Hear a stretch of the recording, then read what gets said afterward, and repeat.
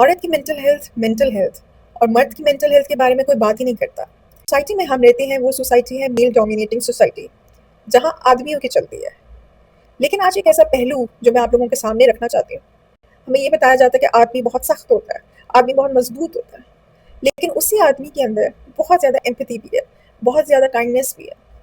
मर्द को हमने कभी कमज़ोर देखा ही नहीं। इनफैक्ट हम अपने मर्द को कमज़ोर देखना भी नहीं चाहते। हम चाहते हैं कि वो एक सुपर हीरो बने, और यही प्रेशर हमने मर्द को शुरू से दे दिया।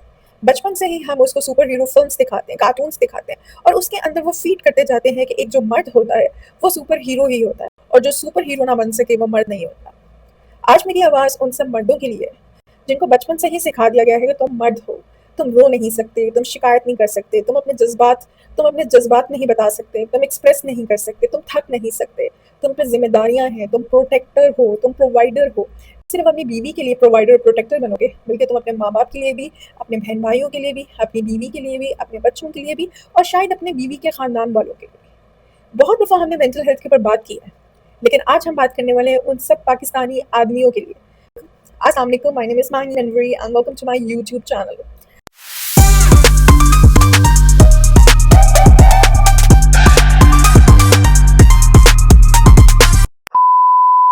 अगर आप पहली दफ़ा मेरी वीडियो देख रहे हैं या पहली दफ़ा मेरे चैनल पे आए हैं, तो जल्दी से चैनल को सब्सक्राइब कर दें और मेरी इस प्यारी सी फैमिली का हिस्सा बन जाएं। कि मैं यहाँ हमदर्द बन के आई हूँ, तो मैं सिर्फ खवातीन की हमदर्द नहीं, बल्कि अपने पाकिस्तानी भाइयों की भी हमदर्द हूँ। और मैं जब कहती हूँ कि I am here to empower Pakistan, तो मेरे सामने कोई जेंडर नहीं है।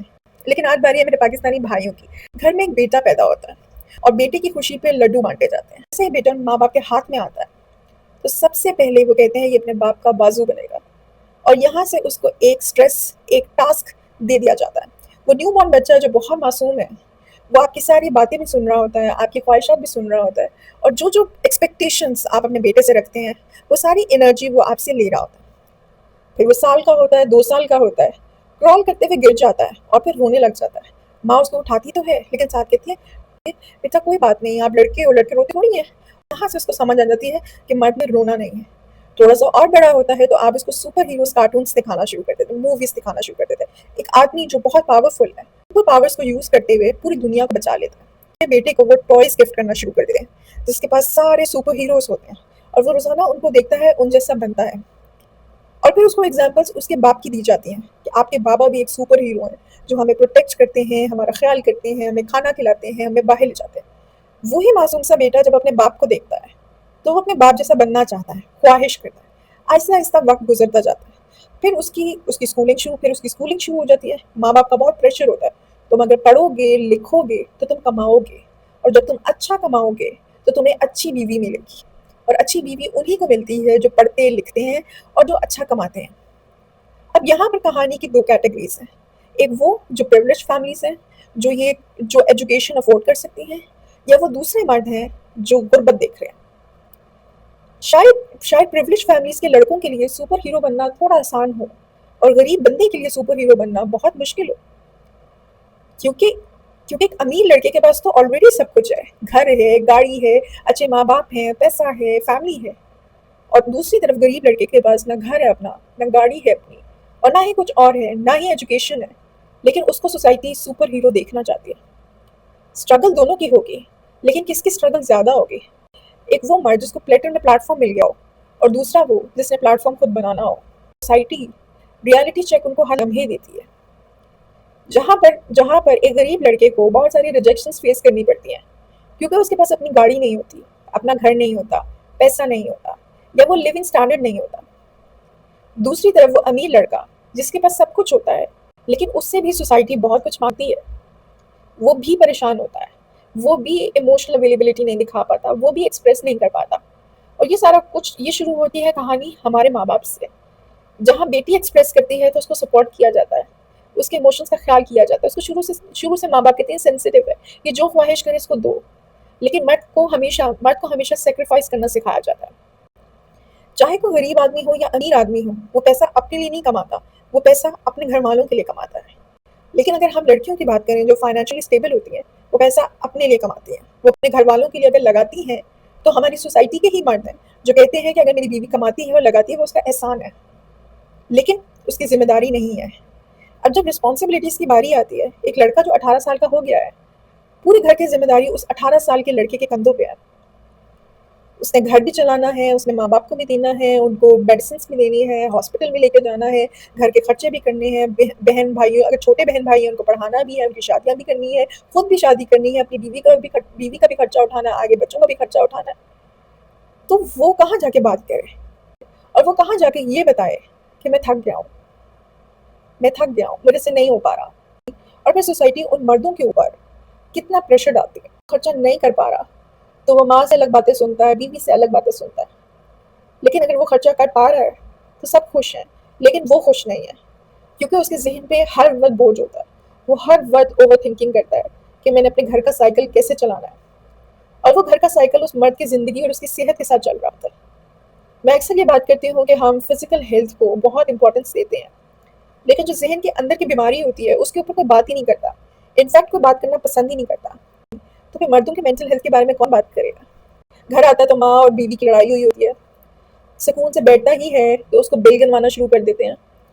थोड़ी देर वो सुकून करता ही है तो खर्चे शुरू हो जाते हैं, बच्चों की फरमाइशें शुरू हो जाती हैं, बीवी की फरमाइशें शुरू हो जाती हैं। सुकून के लिए वो दोस्तों में चला जाता है और फिर दोस्तों से बात करता है, और फिर वो 4-5 लड़के अपना अपना स्ट्रेस एक दूसरे को बताकर हल्का कर रहे होते हैं। लेकिन वही वो स्ट्रेस ना वो अपनी माँ को बता सकता है, ना अपनी बहन को बता सकता है, ना ही अपनी बीवी को बता सकता है, क्योंकि हमें घर में एक सुपर हीरो चाहिए चलता फिरता। घर में बेसुकूनी दिखे, वो घर में परेशानियां दिखे, तो वो कहाँ जाए? और अगर लकीली उसको लाइफ पार्टनर अच्छी मिल जाती है, जो उसकी कदर करती है, जो उसका साथ देती है, तो वो शायद 1% का सुकून है जो उसको अपनी बीवी से मिलता हो। और अगर उसकी बीवी ही ना अच्छी हो तो वो 1% भी उसको सुकून नहीं मिलता। उसके भी दिल में ख्वाहिशात हैं, उसके भी दिल में बहुत सारी बातें हैं। मैं बहुत सारी ऐसी सिचुएशंस में मैं देखती हूँ कि घर की जो औरतें होती हैं, बीवियाँ होती हैं, वो बच्चों को अपने बाप के खिलाफ करती हैं और इस तरह करती हैं कि नहीं, उनके पास पैसे नहीं है, वो ये नहीं कर सकते, वो नहीं कर सकते, अवेलेबल नहीं है, बाबा कहीं कर ही ना दें। इस तरह की बहुत सारी चीज़ें मैंने बहुत फैमिलीज़ में देखी हैं, जहाँ बच्चों के दिल में शुरू से ही बाप के लिए एक नफ़रत पैदा हो जाती है और बाप के साथ वो डिस्टेंस बन जाता है। हमारे यहाँ मर्द एग्रेसिव क्यों है? हर वक़्त गुस्सा क्यों करते हैं? ऊँचा क्यों बोलते हैं? लड़ाई झगड़ा क्यों करते हैं? क्योंकि उनके अंदर जो एक इमोशनल पार्ट है, वो उसको छूने नहीं देते। और अगर कोई मर्द अपने इमोशंस किसी से शेयर करता है, तो वो लड़कियों को एहसास भी नहीं है कि वो आप पे कितना ट्रस्ट करता है, कि वो आपको अपने दिल के हाल बता सकता है। और ऐसे मर्द जो अपने दिल का हाल बता देते हैं, वो थोड़े सुकून में आ जाते हैं, उनके पास कोई होता है जिनसे वो बात कर सकें। एक्सप्रेस करना कभी आता ही नहीं है।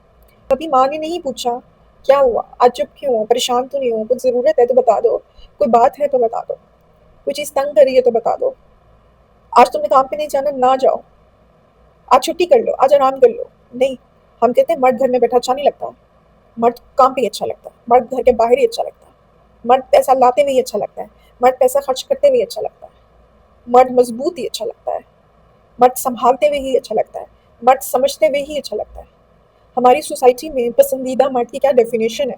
पसंदीदा औरत की हर बात मान लें। और हमारी सोसाइटी के ऐसे मर्द भी हैं जिनके पास शायद इतना कुछ ना हो, लेकिन वो अपनी पसंदीदा औरत की बातें बहुत मानते हैं। जब हम मेंटल हेल्थ की बात करते हैं या हम जब आदमियों की बात करते हैं, आदमी आज अगर औरत को गोल्ड डिगर कह रहा है तो वो इस वजह से कहता है, पैसा उसने वैसे भी देना है, लड़की गोल्ड डिगर हो या ना हो, पैसा उसने फिर भी देना है, खर्चा उसने फिर भी उठाना है, क्योंकि वो वही चीज़ें उसको मर्द बनाती हैं।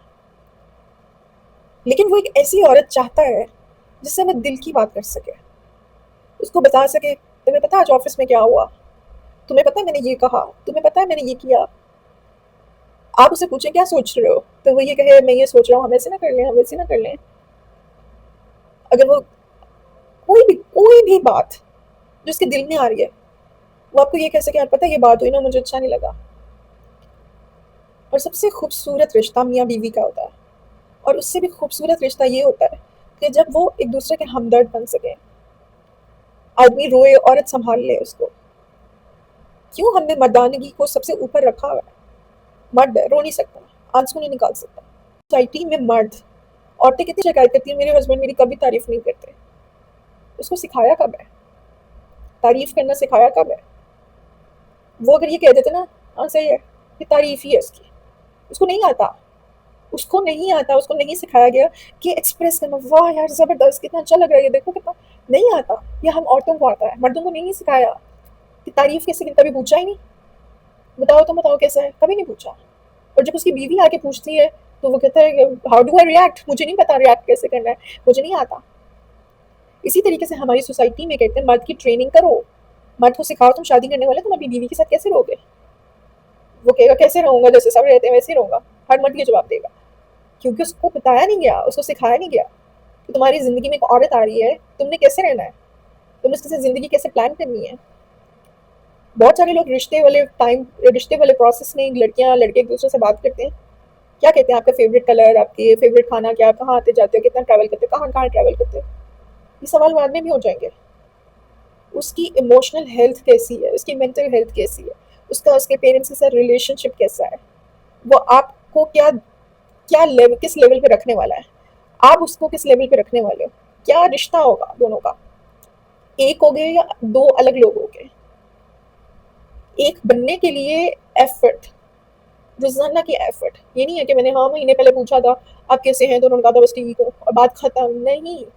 रोजाना पूछो, रोजाना पूछो आज दिन कैसा गुजरा, काम ज्यादा तो नहीं था, उसके साथ बातचीत हो गई आपकी, कुछ भी कोई फिजूल सवाल करो, बट प्लीज कम्युनिकेट करो आपस में। आज लड़कियां नफरत करती हैं मर्दों से, जो इन्फ्लुएंसर्स और कंटेंट क्रिएटर्स मर्दों के खिलाफ कंटेंट बनाती हैं और वो नफरत दिखाती हैं, वो इसीलिए वो नफरत, वो सोसाइटी में नफरत फैल गई है, क्योंकि मर्द ने अपने आप को इतना सख्त कर लिया है कि वो औरत उसको मोल्ड करना चाहती है, वो नहीं होता, वो उसको नरम करना चाहती है, वो नहीं होता, फिर वो उससे नफरत करने लग जाती है कि मैंने इसके लिए इतना कुछ किया, ये इतना सा नहीं कर सकता, ना करे, कह भी नहीं सकता, ये नहीं मेरी तारीफ कर सकता, ये मुझे गिफ्ट्स नहीं दे सकता, ये मुझे छोटी छोटी चीज़ें नहीं दे सकता।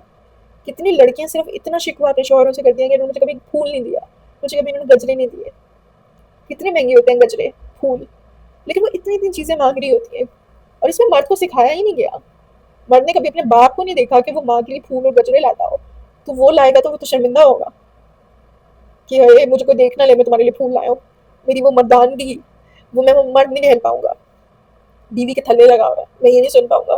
जो जितने भी मर्द हजरात हैं जो मुझे सुन रहे हैं, अपनी ज़िंदगी में कोई एक ऐसा रिश्ता ज़रूर रखें जहाँ दिल की खिड़की खोल सकें, दिल की खिड़की खोल सकें और दिल की बात कर सकें।